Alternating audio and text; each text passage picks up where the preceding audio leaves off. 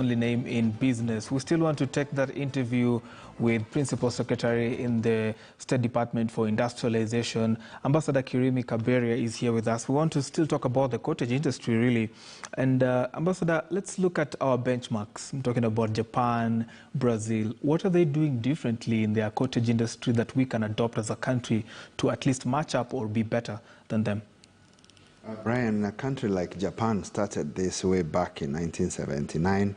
Their One Village, One Product project has been going on and it's been touted as the most successful.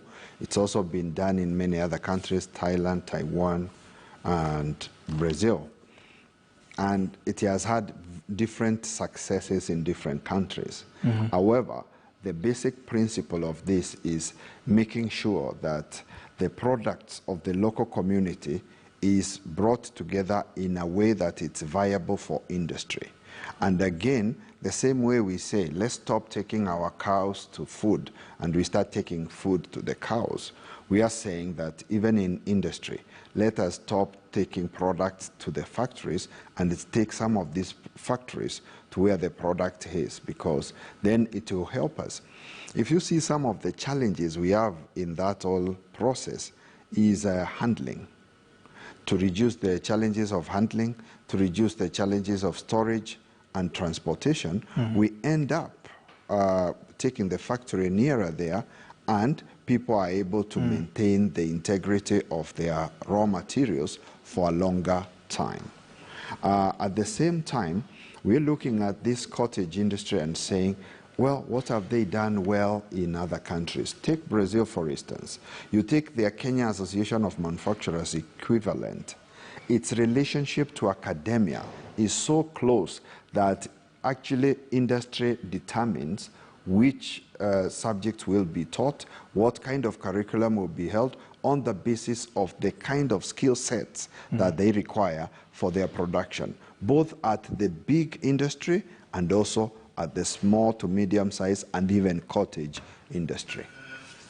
Great. So as we also try to wind up this discussion, I have had the privilege of sitting with a couple of innovators, and they're coming up with their craft and everything else, but they say, or they complain, that the process of patenting, copywriting, and even trademarking some of their innovations is painstakingly long.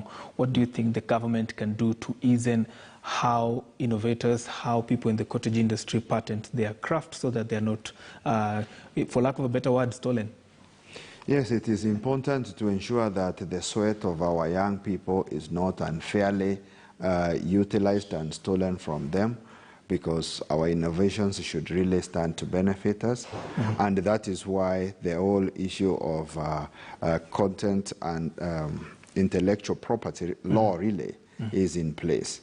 We are continuously now building on this, and the intellectual property bill has just been cleared, and we are looking at ensuring that for those young people who have innovations, be they from artistic side or any other innovative direction, they are able to come through our Kenya KIPI.